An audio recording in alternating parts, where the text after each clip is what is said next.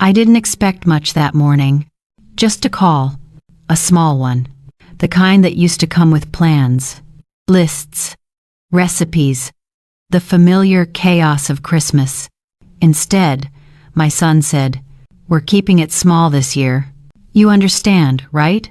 He stares destaters their one by villes. I nodded, even though he couldn't see it. My hands tightened around the phone, and I found myself looking at the ornaments. I had taken out weeks too early, boxes of red and gold, waiting for a home that no longer needed them. I didn't argue, not because I agreed, but because arguing felt like asking to be chosen, and I didn't want to know. If I wasn't, the call ended. The house remained still, and in that quiet, I understood something I hadn't before. Christmas wasn't canceled. It just wasn't happening here. And for the first time, I wondered when I had stopped belonging to the season. It didn't begin with a forgotten invitation, or a sharp word, or anything large enough to name. It began in small ways, ways that almost looked reasonable. The first year, we shifted Christmas Eve to midday. "Traffic is terrible at night," my son had said. I agreed. It sounded practical. The next year, they came late. Work ran long. Weather was bad. Reasons that felt logical and considerate. "We'll just stay for an hour." I was no actors. I poured coffee into cups that stayed too full. The third year, they didn't stay for dinner. "Her family is expecting us. We're only taking on some them. Her family, not ours. At least, not entirely." I told myself, this is how traditions evolve. Children grow. Schedules change. Holidays stretch thin. But what stretched was my role. Subtly, quietly. The conversations shortened. Plans became tentative. Christmas became negotiable. Still, I decorated. Not the full house, just the mantel, just the window, just enough to pretend the season still lived here. I baked sugar cookies. I never wrapped. Hung stockings that stayed empty, but familiar. I kept the lights soft, not bright, not joyful, just warm enough to remember something.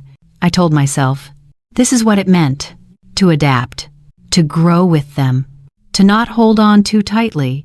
But adaptation is a gentle word for shrinking, and I didn't notice how much space I was giving up until I looked around and realized I no longer knew where I fit. The phone calls turned from "what should we make?" 8 to "we'll let you know." It is a formant in graders from "when should we come?" They were 5-parted to "we might stop by. We're gonna problem." From "we can't wait" to "we'll see." I know Dole. Christmas used to arrive with footsteps and laughter, boxes of ornaments, bags of half-wrapped gifts, the chaos of too many opinions in one kitchen. Now it arrived in text message, punctuated with polite emojis. I saved leftovers that never left the dish. And each year, when I took the decorations down, I noticed the dust more than the glitter. But I didn't say anything. Not because I didn't feel it, but because feeling it didn't change anything. It is strange how something can become smaller without ever breaking. It is stranger still how we accept it, because the alternative is admitting we are no longer central to something we once built. And so, without announcing it, Christmas shifted, not away, just elsewhere, until elsewhere became the only place it seemed to belong.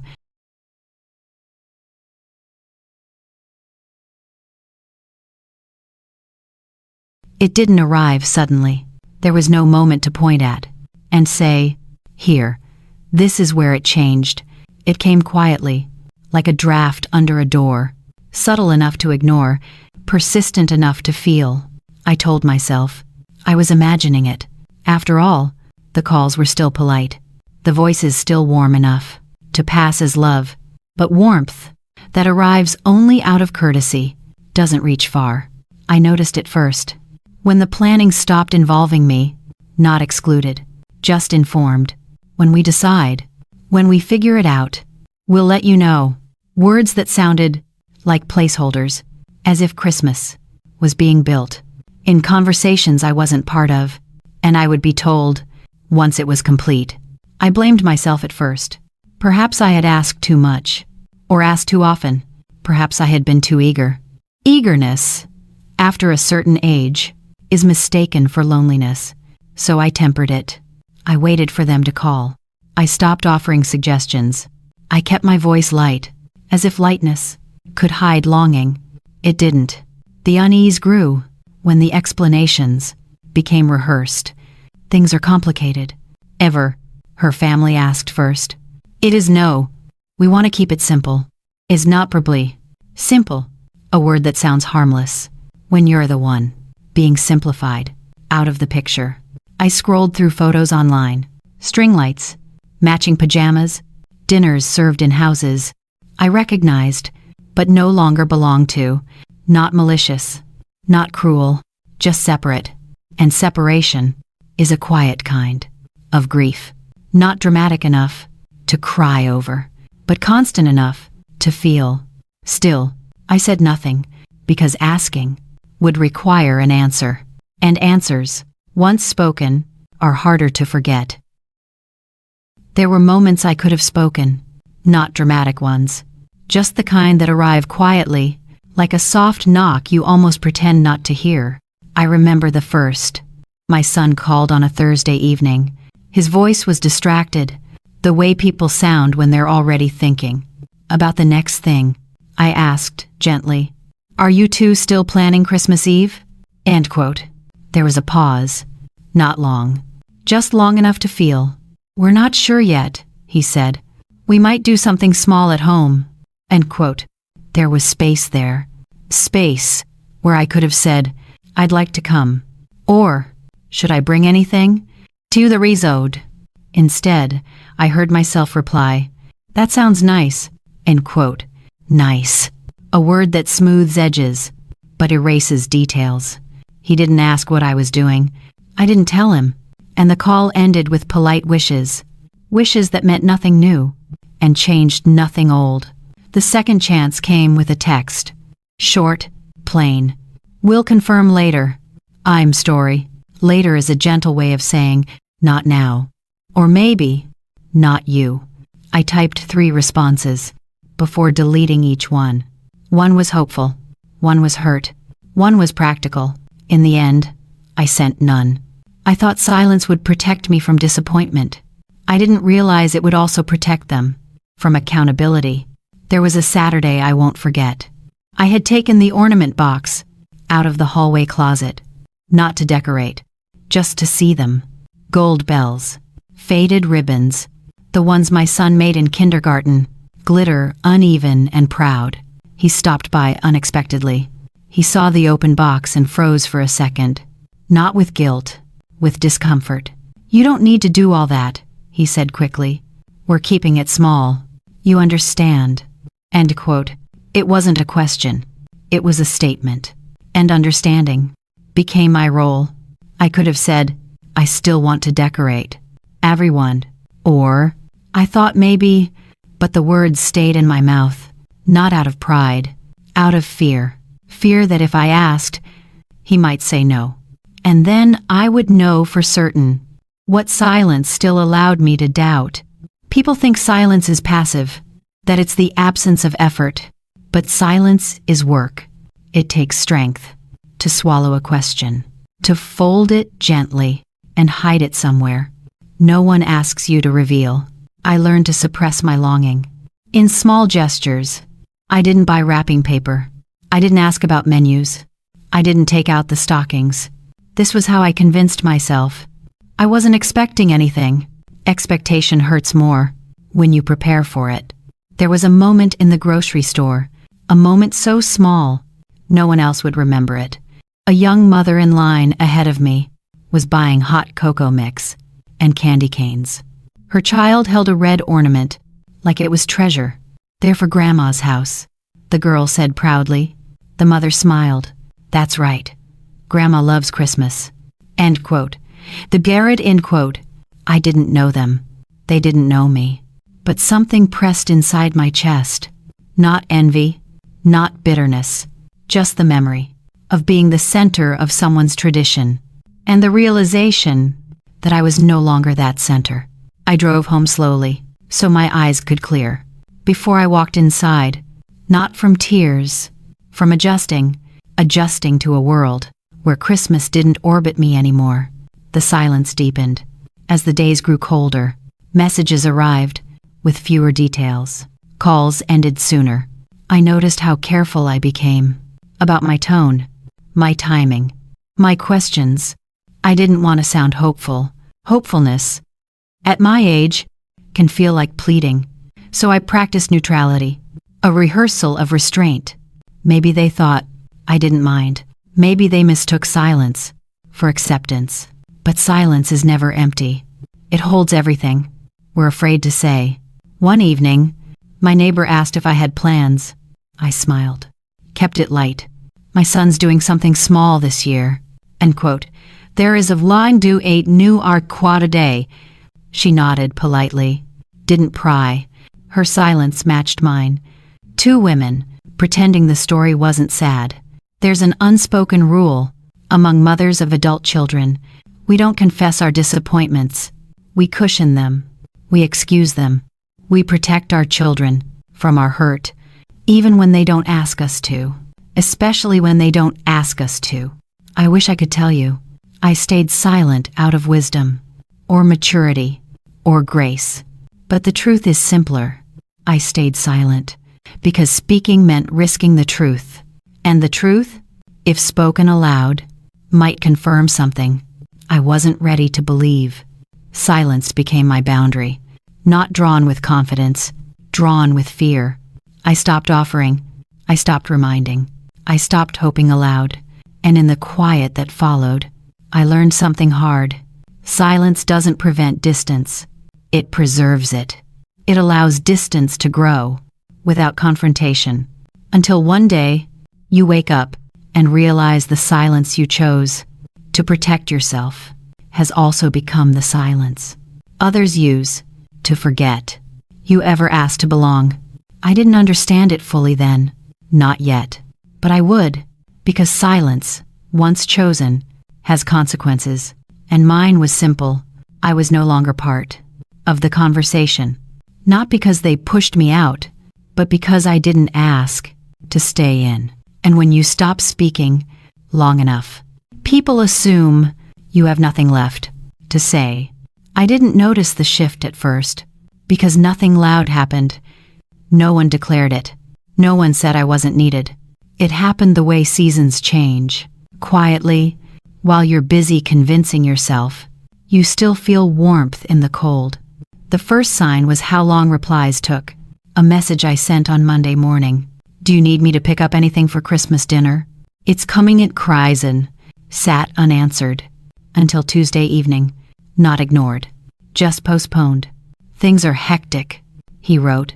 We'll see. We'll see. Which rarely means yes, and almost always means no. Then came the group chat. Or rather, the group chats. The ones I wasn't in. I didn't find out intentionally. It slipped out in conversation. We already talked about it, he said once. In our chat. Right on. Our. Not including me. And because I didn't ask, no one explained. So I nodded, as if I understood. Something I didn't know. I had missed. Decisions no longer awaited my input. They arrived complete. We've chosen the menu. And Asterius. We picked up the tree. Actioned us. We're planning games. They're every one. I learned these decisions, the way distant relatives do, after the fact. I used to be the one who planned, who coordinated, who remembered everyone's favorites. Now I was the one. Informed, not consulted. Those 2 words are cousins, but far from family.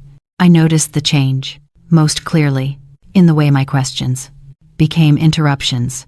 Not deliberately, not cruelly, but conversations slowed when I asked for details. Not out of consideration, out of discomfort, as if my curiosity required justification. So I asked less, and they told me less. That's how cycles begin. The decorations I used to put up were not requested, not refused, just ignored. "We might not come by," he said once, as I traced the edge of a wreath I hadn't hung yet.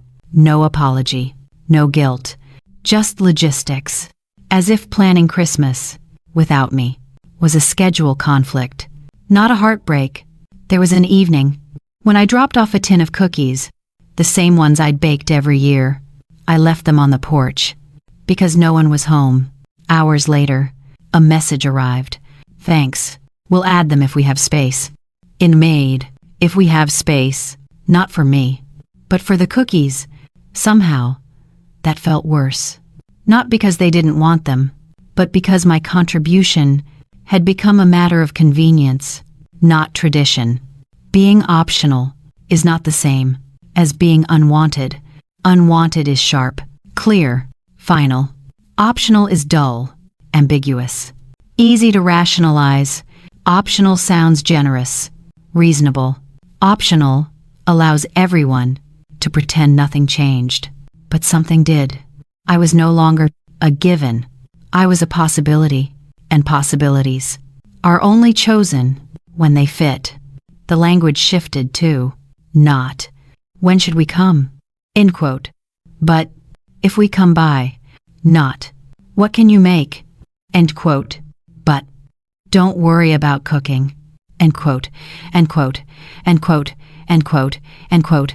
Don't worry. Another phrase that sounds considerate until you hear the subtext. "We won't need you." I once believed the hardest part of aging was the body changing, but it isn't. It's realizing you've become background in a story you once narrated. It's watching traditions you built reassembled without your name.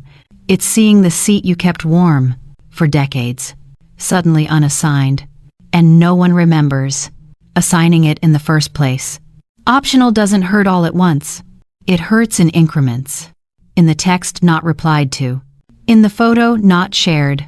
In the plan not explained. In the apology not offered. It's injury by omission.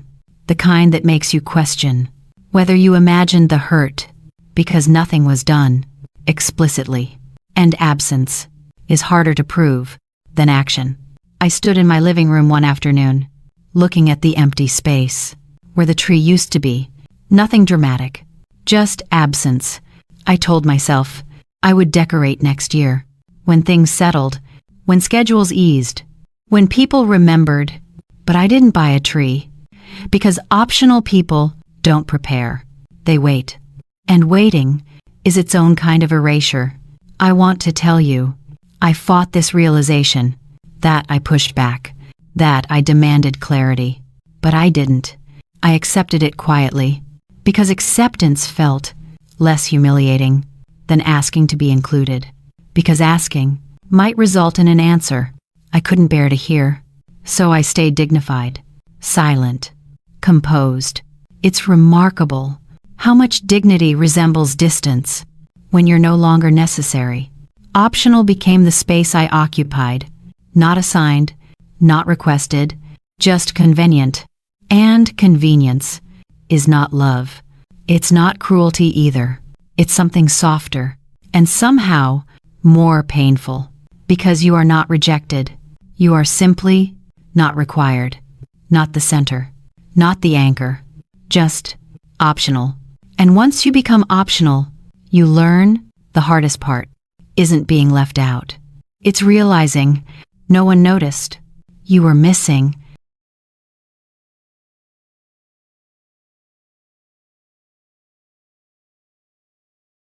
It took a long time for the truth to become clear, not because it was complicated, but because it was simple, in a way I didn't want to accept. For months, I told myself, this was about Christmas, about one holiday, one gathering, one season. I told myself, things got busy, plans changed, stress made people insensitive, not unloving.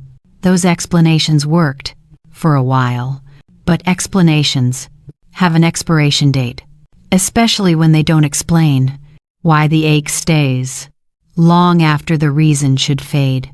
The turning point came one evening when I reread a message I had already responded to. It said, "We'll handle everything this year. You don't need to worry." Braced. You don't need to worry. Not, we want you there. It is minuted. Not, we'll miss you. I'm grand. Just, we've got it. You can stand down. And for some reason, those words sat differently than all the others that came before. Because they weren't excluding me out of cruelty. They were excluding me out of convenience. And convenience is far more revealing than conflict. I started noticing patterns. I wasn't part of the planning when things were joyful, when decisions were exciting, when anticipation was high, but I was included, when problems appeared, when someone argued, when schedules clashed, when emotions ran high. That was when the calls came. Can you talk? 2 prizes. Do you think I handled this right? Should we change the plan? It snowbird 9. I was needed, not for presence, but for stability, not for celebration, but for absorption.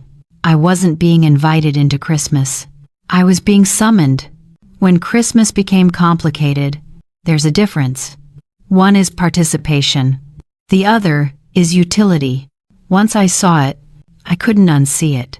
I wasn't pushed away because I didn't matter. I was pushed away because I always adjusted, because I didn't argue, because I filled gaps, because I made things easy. And ease is a double-edged thing.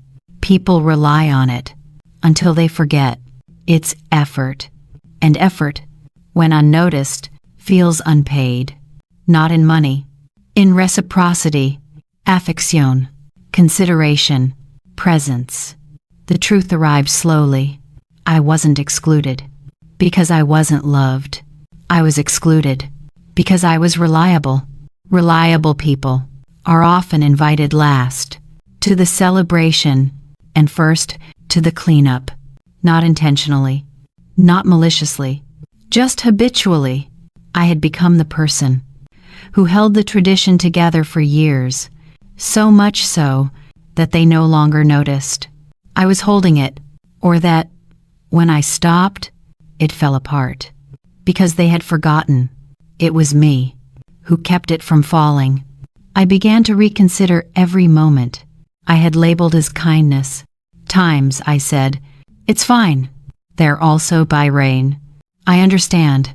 Are you? Don't worry about me." End quote. Those sentences had turned into instructions, not for courtesy, for complacency. I taught them that I would adapt, that I would not protest, that I would always show up with patience in my pocket and silence on my tongue. I thought it was grace. It was self-erasure. There is a difference between being appreciated and being convenient. Convenience feels warm at first, like gratitude, until you realize it only shows up when you absorb inconvenience. For others, I wasn't included when it mattered. I was included when it solved a problem. Needed, but not valued. Present, but not essential. Loved, but not considered. That distinction is soft, but devastating. And that's when the realization hit. This was never about Christmas. Christmas was just the stage. This was about a role I had taken on for years, without naming it, without questioning it, without seeing how it shaped the way others treated me. I had become the dependable one, the comforting one, the self-sacrificing one, the one who says yes before being asked, the one who steps back so others can step forward, the one who keeps peace at the cost of presence, the one who gets called when something needs fixing, but not when something needs celebrating. I wasn't excluded because I wasn't wanted. I was excluded because I was assumed. assumed to adjust, assumed to understand, assumed to accept, assumed to be fine. People think heartbreak comes from not being loved, but sometimes heartbreak comes from realizing you were only loved when love was convenient, when it was simple, when it required nothing. Christmas didn't exclude me. Christmas revealed me, revealed where I stood, revealed what I was used for, revealed how little space was made for me when I wasn't holding things up. It wasn't the lack of invitation that broke something inside me. It was the clarity that my presence was optional, but my usefulness had been essential. There's a quiet pain in recognizing the difference between being missed and being missed only when things go wrong, in realizing your voice is heard only when your silence becomes inconvenient, in seeing that your love was measured not by your existence, but by your effort. And when the effort stops, the inclusion stops, not out of cruelty, out of habit. A habit I helped build. This chapter of my life was not about a holiday. It was about understanding the price of being dependable, the cost of always being strong, the subtle punishment for being easy. It was about seeing, for the first time, that I had allowed myself to become the background, the scaffolding, the unseen structure. And when the structure isn't needed, people don't tear it down. They simply forget who built it. That was what hurt. Not the missing chair at the Christmas table, but the realization that my place at the table had been sustained by my work, not my worth. And when the work was no longer required, my presence was no longer remembered. Christmas didn't break me. It showed me what was already broken, quietly, gently, and without apology. I didn't arrive at peace, not even close. What came first was a strange pause, the kind that happens after you stop waiting for the next message, but haven't learned how to live without it yet. The morning after that realization that I was no longer part of the planning, only part of the cleanup, I woke up at the same time I always did, out of habit. My body still expected something, a call, a question, a small problem that needed smoothing. Nothing came. I lay there longer than usual, listening to the quiet that hadn't earned its meaning yet. It wasn't calm. It wasn't comforting. It was simply unclaimed. I made coffee and checked my phone without thinking. No new messages. I told myself that was normal. People were busy. Lives moved on. But the quiet felt different now. Not temporary. Not waiting. It felt like something had already moved forward without me. For years, silence had been a hallway, a place I stood, until someone opened a door and waved me in. This silence didn't do that. It just stayed. I walked through the house and noticed how little of it actually required me. The counters were clean. The chairs were where they'd always been. The clock kept time, whether anyone asked for it or not. Nothing here missed me. That thought startled me, not because it was cruel, but because it was true. I realized how much of my sense of importance had come from interruption, being needed, being called, being relied on, to steady something that wasn't steady on its own. Without that, I wasn't sure where to place myself. I tried to busy my hands, folded laundry that didn't need folding, rearranged items that were already in place, movement without purpose. I caught myself listening for the sound of my phone, then catching myself again for listening. That was new. I thought about how often I had told myself that being needed meant being valued, how easily urgency had masqueraded as love. Without urgency, I felt strangely transparent, as if I were still here, but not expected. Later that afternoon, I drove without destination, just out of the driveway, down familiar roads, past places that didn't ask questions. That was when I turned toward the cabin. Not intentionally, not as a plan, more like a reflex I hadn't used in a while. The cabin had always existed, on the edge of my life. Not a retreat, not a solution, just a place that waited, without expectation. When I arrived, I didn't feel relief. I felt distance. The kind that shows you how long you've been leaning without realizing it. Inside, everything was the same. The chair by the window, the table with one loose leg, the quiet that didn't change its tone, depending on my usefulness. I stood there, keys still in my hand, and understood something small but unsettling. This place did not need me, and for the first time, neither did they. I sat down and tried to name what I was feeling. It wasn't freedom. It wasn't grief. It was the absence of instruction. No one was telling me what came next. For years, my days had bent towards someone else's needs. Calendars shaped around availability. Conversations shaped around reassurance. Silence shaped around patience. Now there was nothing to shape myself around. That space felt heavier than obligation ever had. I made dinner and ate without distraction, not mindfully, just slowly. I realized how often meals had been pauses, waiting for a call, checking for updates, eating halfway. This one wasn't. Still, the quiet pressed in. I reached for my phone again, stopped, not because I was disciplined, but because I didn't know who I would be reaching for. That question lingered longer than I expected.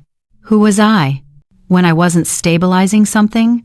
Who was I without being useful? The cabin didn't answer. It didn't reassure me. It didn't comfort me. It simply existed. And in that neutrality, I felt exposed. I realized then that I had confused belonging with participation. I thought being included was the same as being rooted, but inclusion can be withdrawn without explanation. Roots cannot. I wasn't rooted in their plans. I was attached to them, and attachments hurt when they loosen unexpectedly. That night, I slept poorly, not from sadness, from disorientation, the kind that comes when the map you've been following no longer applies, and no new one has been handed to you. In the morning, I stood at the window and watched light shift across the floor. It occurred to me how many years I had watched time pass while waiting for permission to move forward. I hadn't lost everything, but I had lost direction. And direction, when taken for granted, is harder to replace than comfort. As I locked the cabin door, I didn't think of it as refuge. Not yet. It was simply proof that something existed in my life that did not measure me by usefulness. That realization didn't heal me. It unsettled me, because it meant the life I had been living was narrower than I thought. Not because others made it so, but because I had agreed to stand only where I was needed. Driving home, I felt the weight of that truth settle in. I wasn't waiting anymore, but I didn't yet know how to stand. And that, more than exclusion, more than silence, more than Christmas without me, was the part that frightened me. Because when you stop being needed and you haven't learned how to be enough on your own, the quiet doesn't feel peaceful. It feels unfinished. Peace does not announce itself. It arrives quietly, the way snow blankets a yard overnight, softening everything it touches, without asking permission. And because it arrives quietly, people often mistake it for availability. The first message came on a Tuesday afternoon. Short, simple. "Mom, are you home?" End quote. Not an invitation, not an apology. A question, the kind that assumes access. I let the phone buzz in my hand before answering. "Why?" End quote. The reply came quickly, too quickly to be thoughtful. "We might need you to watch the kids this weekend. Plans changed." I know, plans changed. Not, "Do you want to?" And it is no. Or, "Are you free?" With great and finally, or, "Can we ask a favor?" It is definite. Plans changed.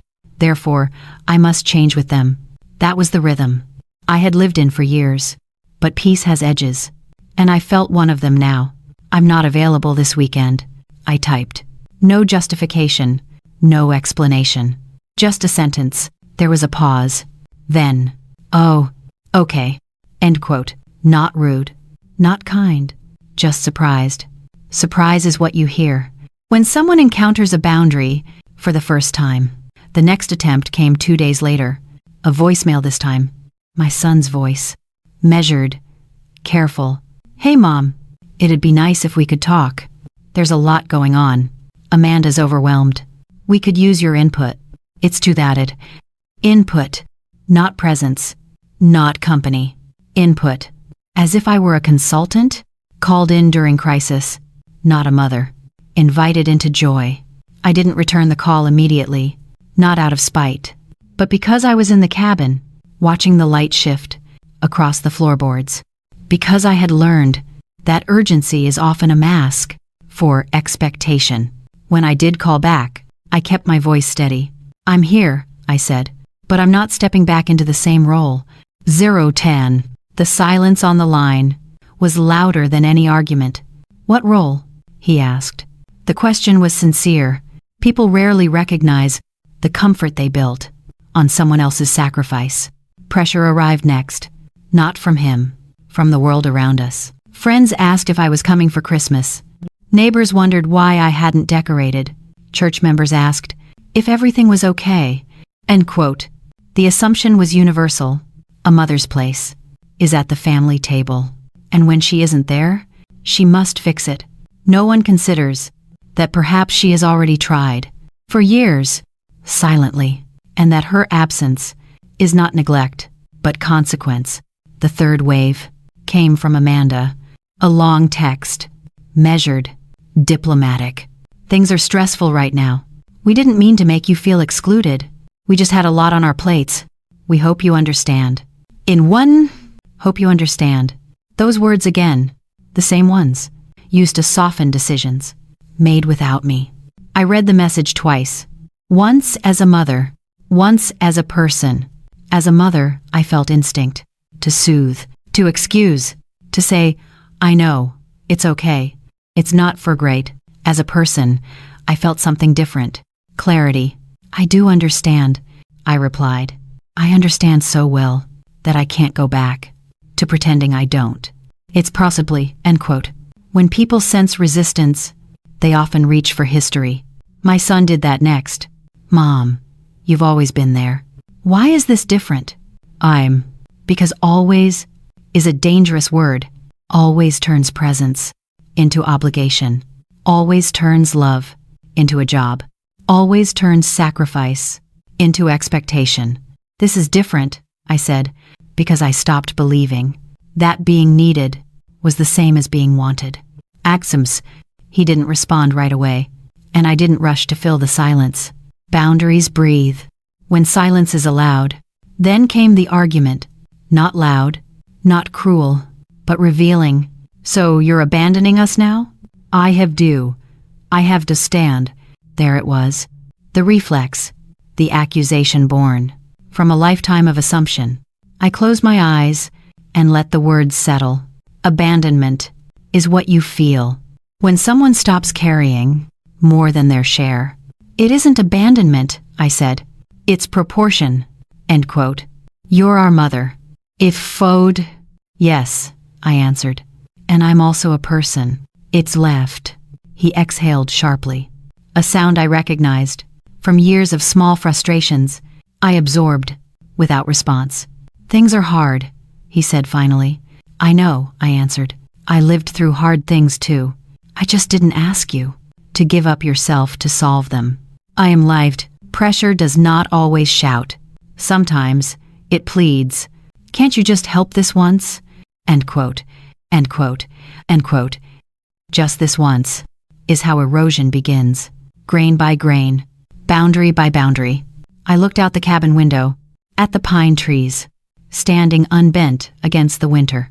I can help, I said, but not by disappearing. It's upset. He didn't understand. Not then. People who benefit from your absence never understand your presence as cost.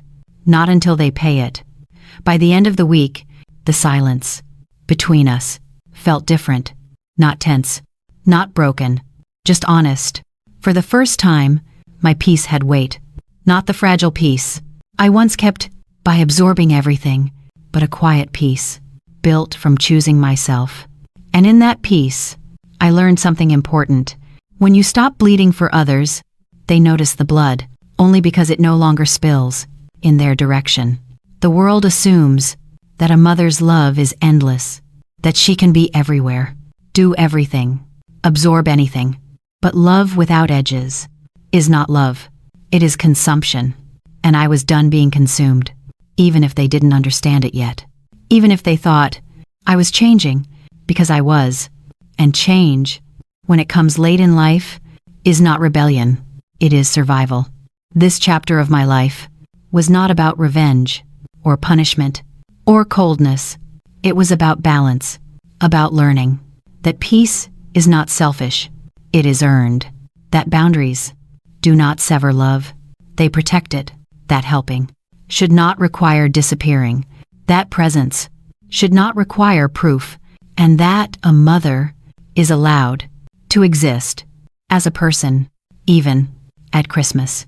Even when people are disappointed. Even when they don't understand. Especially then. He didn't come on Christmas Eve or Christmas morning. That would have made sense. That would have felt symbolic. He came 3 days before, an ordinary afternoon. The kind that doesn't prepare you for anything changing. I had just finished washing a cup when I heard the car outside. I didn't rush to the door, not because I was calm, but because something in me had learned to pause before responding. When I opened it, he stood there with his hands in his pockets, eyes scanning past me, as if he were checking whether the house still looked the way he remembered. "Can we talk?" he asked, not gently, not harshly, just expectantly. I stepped aside. He walked in, without waiting to be invited. That used to feel normal. Now it felt like a habit that hadn't noticed resistance yet. He stood in the middle of the room, not sitting, not removing his coat, as if this was a stop, not a stay. "You've been distant," he said. Not, "we miss you." Not, "are you okay?" Distant. "I haven't," I replied. He frowned slightly. "Well," he said, "you haven't been as available." Available. That word landed hard. "I'm still here," I said. "Yes," he answered quickly, "but things are complicated right now." I ever potted. There it was. Complicated. The explanation that doesn't explain anything.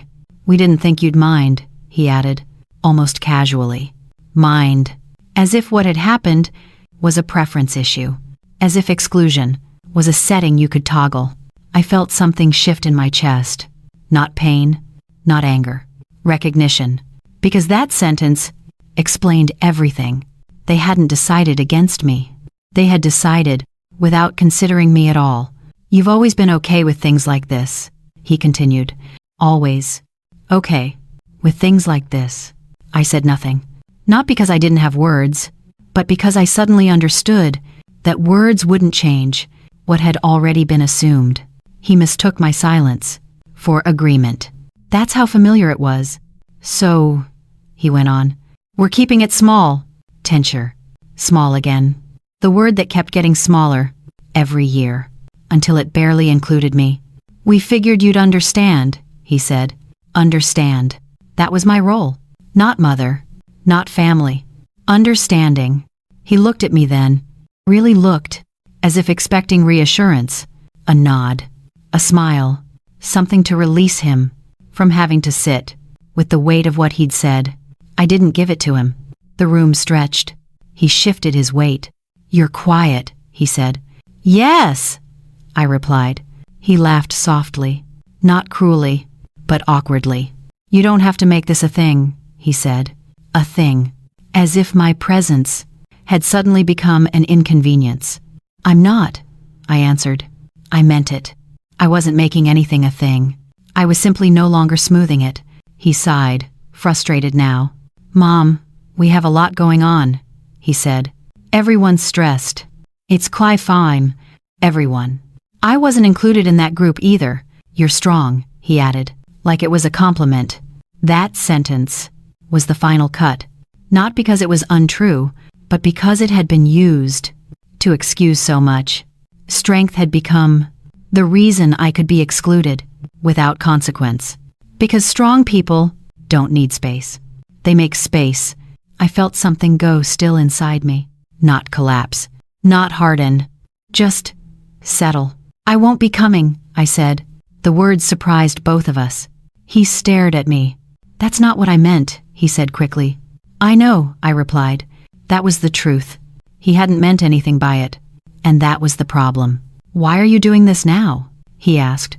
Now, as if timing were the issue. I looked at him, at the boy I had raised, who had learned how to ask for patience, but not how to offer it. Because now, I said, I noticed. End quote. He shook his head. This feels dramatic, he said. Dramatic. I almost smiled. After years of swallowing silence, speaking at all looked dramatic. I didn't raise you to disappear, he added, frustrated. I met his eyes. No, I said quietly. You raised me to endure. End quote. I mean early disaster mentor. The words hung between us. He didn't argue. He didn't apologize either. He just looked unsettled, as if something he'd never examined had been named out loud. He checked his watch. I should go, he said. Of course. The conversation had reached its limit. At the door, he paused. You know we love you, he said. I nodded. I know, I replied. Love wasn't the issue. Presence was. When the door closed, the house didn't feel empty. It felt clarified. I stood there for a long moment, not shaking, not crying, just aware. That was the day. Everything shifted. Not because I chose myself, but because I finally understood that being strong had made me invisible, and I could no longer unsee it. The losses didn't arrive all at once. There was no announcement, no argument, no dramatic silence. Things simply adjusted. The first thing I noticed was how little I was asked, not avoided, not ignored, just no longer consulted. Messages still came, but they were summaries, not conversations. This is what we decided, end quote. We already handled it, end quote. Everything's fine. I can't it. Fine had become the end of discussion. I realized I wasn't part of the before anymore, only the after. Decisions no longer paused for my presence. They moved ahead, without resistance. And because I didn't protest, they learned they didn't need to wait. I lost the privilege of being asked what I thought, not because my thoughts were unwanted, but because they slowed things down. The second loss came quietly. I wasn't the first call anymore. When something went wrong, I used to be the place where frustration landed first, the voice that steadied, the listener who didn't escalate. Now, problems were solved elsewhere. By the time I heard about them, they had already passed. I didn't want to bother you, he said once. Bother, as if my presence had become a complication. I realized how much of my closeness had been built on availability. When I stopped offering myself as a buffer, the connection thinned, not out of cruelty, out of efficiency. I lost the rhythm of being woven into everyday life. The casual updates, the unimportant details, the calls that weren't urgent. What remained were check-ins, polite, measured. I wasn't included in the emotional mess anymore, only informed. Once it had been cleaned up, that hurt more than exclusion ever had. Because mess is where intimacy lives. Another loss arrived in the form of other people's assumptions. Friends asked if I'd be traveling for Christmas. I said no. They nodded, not surprised. Oh, one said, I figured things changed. If you have changed, as if my absence had already been explained, as if my place had already been reassigned. without my consent. I noticed how easily the world adjusted to me not being there. That was the hardest part. Not being missed loudly, but being replaced quietly. I lost the role of the mother who waits, the one who leaves room in her schedule, who plans loosely in case someone needs her. That version of me had been constantly prepared, always reachable, always flexible. Without that role, my days felt unfamiliar, not empty, just no longer oriented around possibility. I lost the illusion that patience would be noticed, that endurance would be rewarded, that if I stayed long enough, someone would look back and say, "You've been holding this together. It's manned away." No one said that. Not because it wasn't true, but because when something works quietly, people stop seeing the effort. I lost my position as the emotional constant. And with it, I lost a certain kind of authority, not the loud kind, the quiet one, the authority of being central without demanding it. I also lost something harder to name. I lost my usefulness, and I didn't realize how much of my identity had been built on that. For years, being needed had given my life shape. Calls broke up my days. Requests gave direction. Without them, I had to face something unsettling. Who was I? When nothing required me, that question followed me everywhere. In the grocery store, when I reached for something and instinctively thought to text. At night, when silence settled without expectation. I lost the feeling that my presence mattered. By default, now, it had to be intentional, chosen, and being chosen was no longer guaranteed. I noticed how rarely my name came up in conversations I overheard.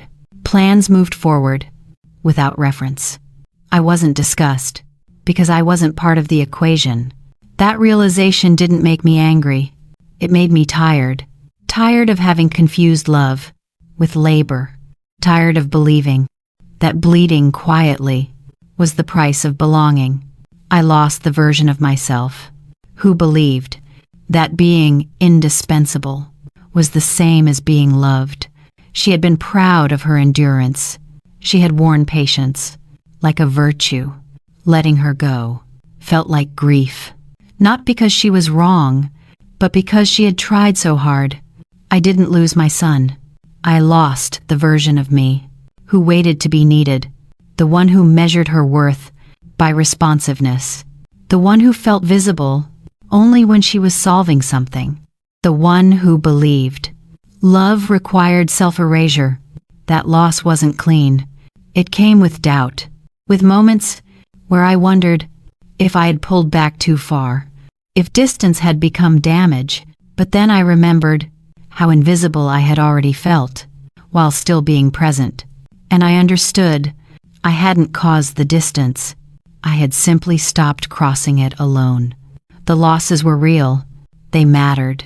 They reshaped me. But they also revealed something I hadn't wanted to admit.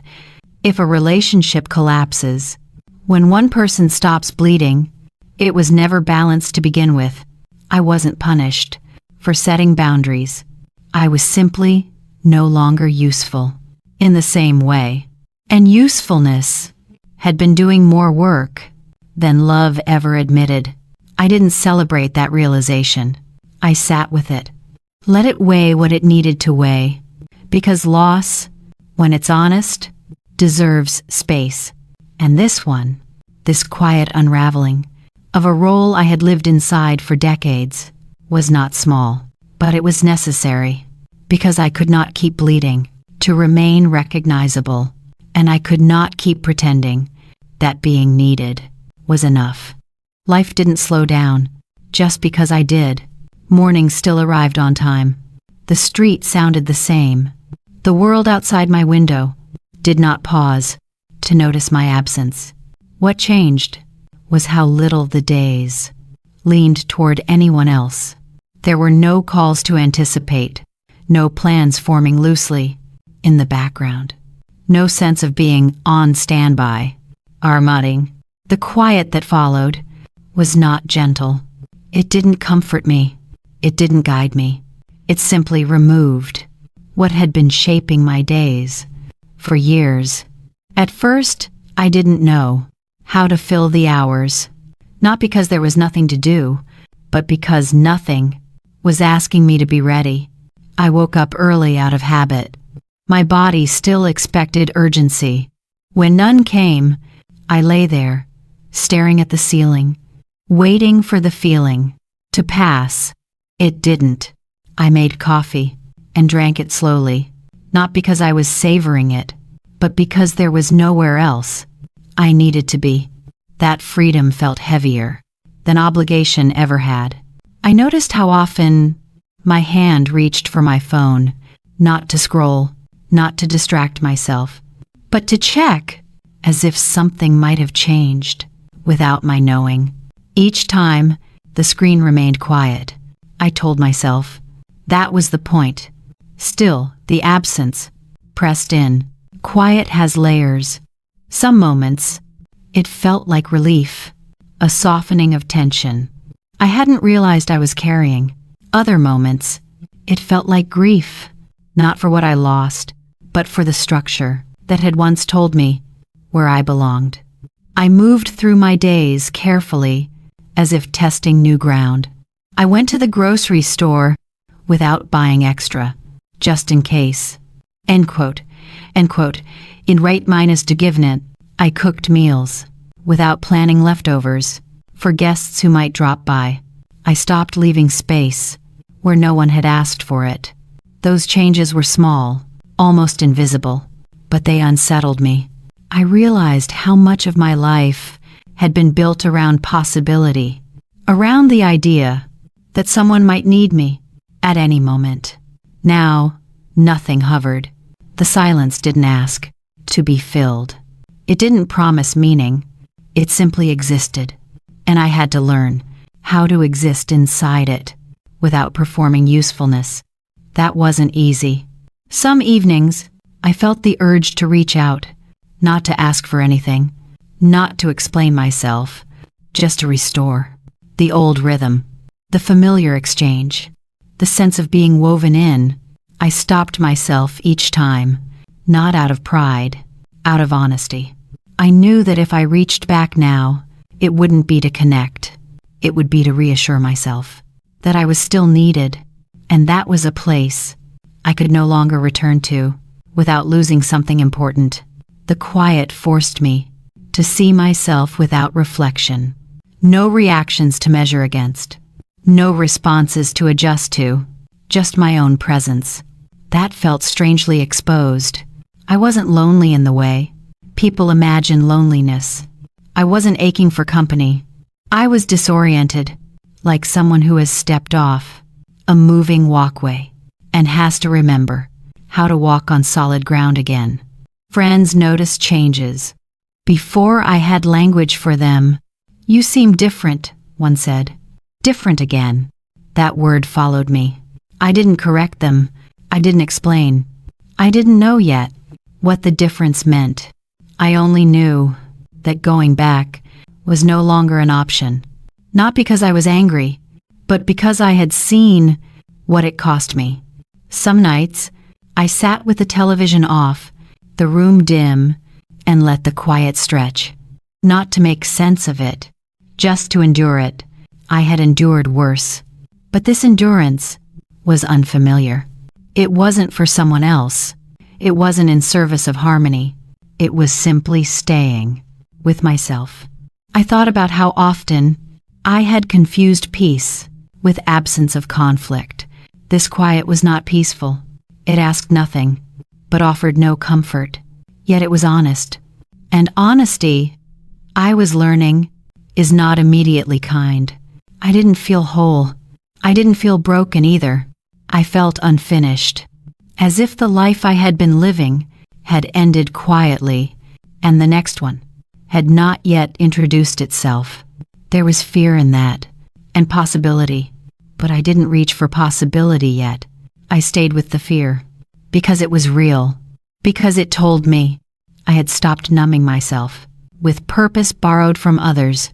The quiet did not heal me. It did not guide me. It simply removed the noise that had been keeping me from noticing how much of myself I had given away. And for now, that was enough. I wasn't moving forward, but I wasn't shrinking either. I was standing in the space between, where old roles no longer fit and new ones had not yet formed. It wasn't peace, but it was honest. And honesty, even when uncomfortable, felt like a direction.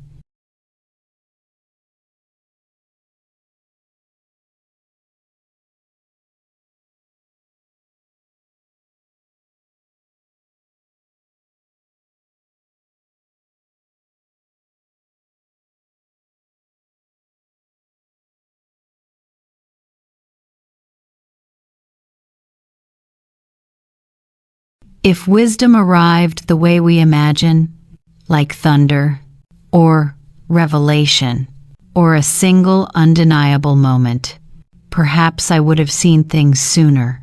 But wisdom doesn't arrive loudly. It whispers, and whispers are easy to ignore when you are busy proving that you can endure. There are things I wish I had understood earlier, not to change the past. The past was shaped by who I was and who I believed I needed to be, but to soften the edges of the years I spent mistaking sacrifice for love. I wish I had known that silence is not always grace. Sometimes it is fear. Sometimes it is habit. Sometimes it is the easiest way to avoid questions you're afraid to hear answered. I thought silence protected peace. It didn't. It protected imbalance. I wish I had known that boundaries set early are kindness, not defiance. You do not teach others how to love you by accepting every slight with a steady smile. You teach them that your comfort is negotiable. And love, real love, should not require your disappearance. I wish I had known that usefulness is not the same as belonging. Being needed kept me busy. It made me feel important. It gave me purpose. But purpose built only on service is fragile, because the moment you are not needed, you must face the unsettling question, who are you then? No one prepared me for that silence.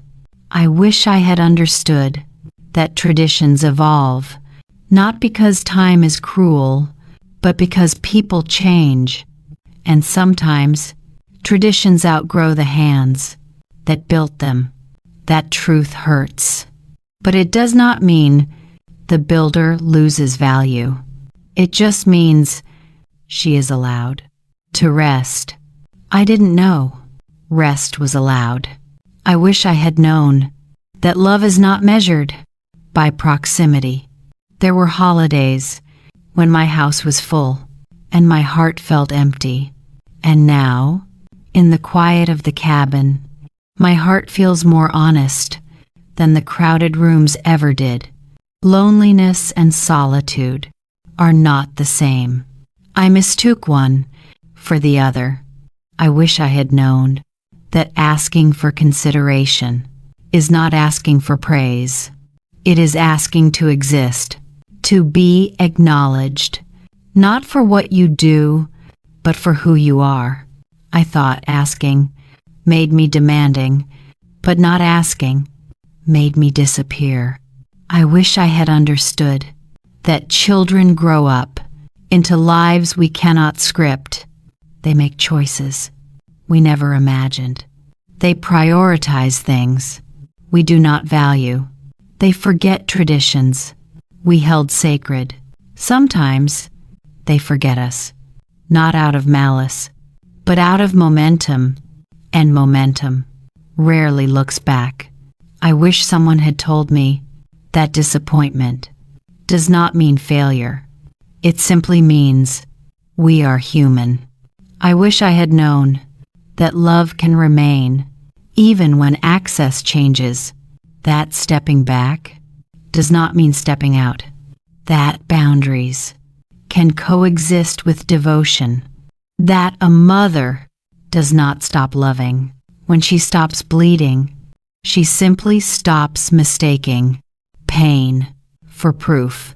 And perhaps most of all, I wish I had known that I did not need to earn a place at a table I helped build.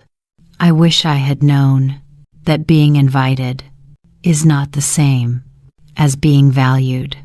I wish I had known that the version of me who believed love meant acceptance at any cost did not have to stay forever. She could evolve. She could step away. She could find peace in spaces that did not ask her to vanish. These are not lessons I offer as instruction. I do not say, do this, and reader, or don't do that. Life is too complex for such certainty. These are truths I learned slowly through small hurts, quiet realizations, and the long echo of silence. Truths I wish I had recognized earlier, not to avoid pain, but to understand it, to name it, to know that the ache I felt did not make me weak.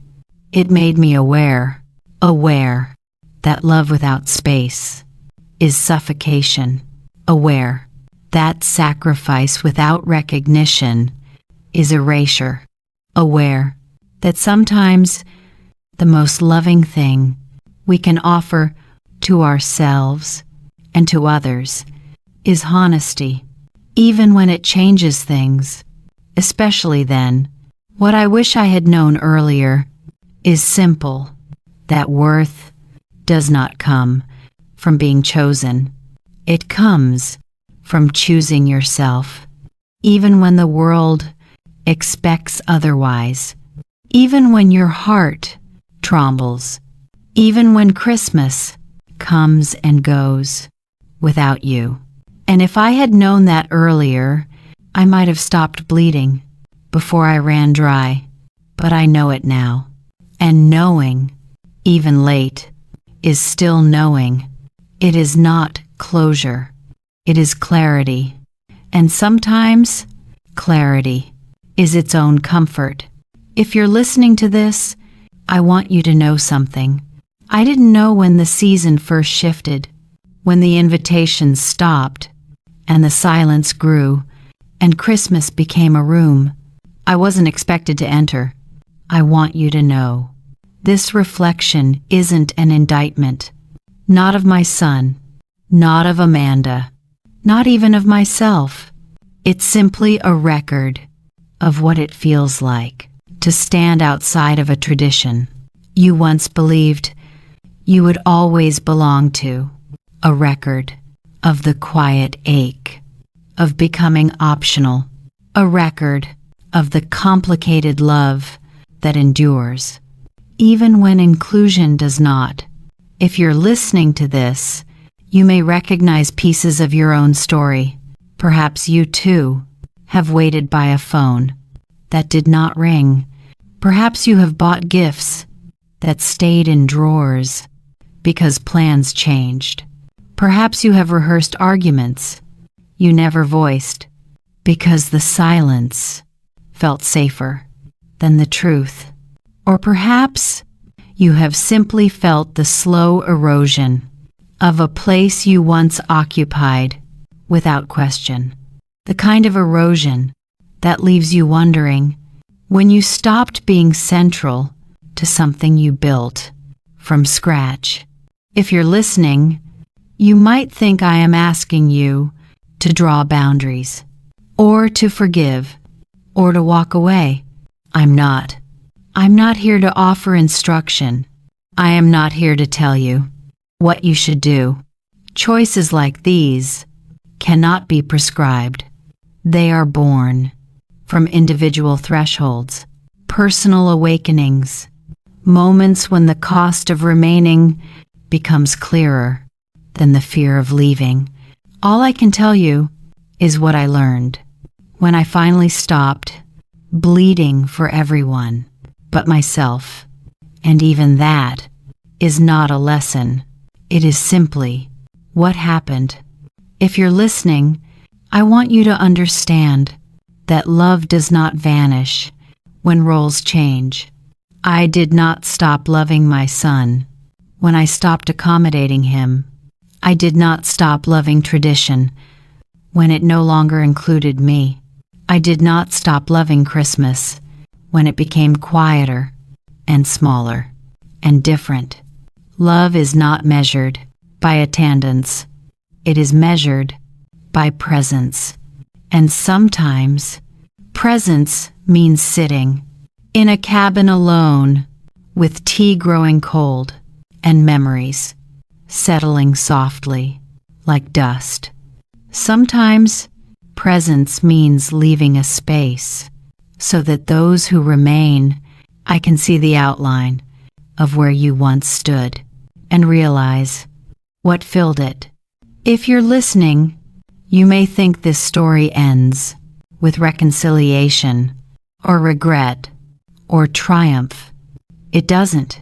Life rarely offers conclusions wrapped neatly with meaning. Instead, it offers continuation. A mother can learn to value herself without demanding repayment. A son can learn that love without effort is not love, but habit. And both can learn, slowly, haltingly, to meet each other again in the space between expectation and understanding. But that is not this chapter. This chapter is not about repair. It is about recognition. And recognition is not an ending. It is a beginning. If you're listening, you might expect hope here. And there is hope, not the cinematic kind that arrives with apologies and embraces and Christmas mornings restored, but the quieter kind, the hope that a woman who once equated love with sacrifice can now sit in silence and not feel forgotten, that she can look at an empty chair and not feel erased, that she can hear a boundary in her own voice and not mistake it for betrayal, that she can choose herself without abandoning others, that she can inhabit a life without bleeding to sustain it. If you're listening, I want you to understand that this is not a story of losing family. It is a story of rediscovering self, a self who existed before Christmas menus and gift lists and traditions, a self who spent years standing in the background because she believed that love required it, a self who finally stepped forward, not to take center stage, but simply to stand. And standing, after years of kneeling, can look like rebellion. It isn't. It is remembering. If you're listening, maybe you've been optional. Maybe you've been invisible. Maybe you've been essential only when things fell apart. Maybe you have spent years proving your worth through service rather than existence. If so, I want you to hear this. You were never optional to yourself. And if you treat your own presence as essential, others may learn to treat it the same. Not immediately, not easily, but eventually, because love, true love, learns, even if slowly, even if painfully, even if late. And if you're listening because you have been left out of a holiday that once held the weight of your heart, I want you to know the season continues, the world turns, and you remain, not as decoration, not as permission, but as person. A person with worth beyond usefulness, with value beyond tradition, a person who deserves to exist without proof, a person who can sit with quiet and grief and dignity and still be whole. If you're listening to this, I hope you understand not what you should do, but simply that you are not alone in the quiet, and that the quiet, for all its ache, is not an ending. It is where the next chapter waits, not written, not promised, but possible. And sometimes possible is enough.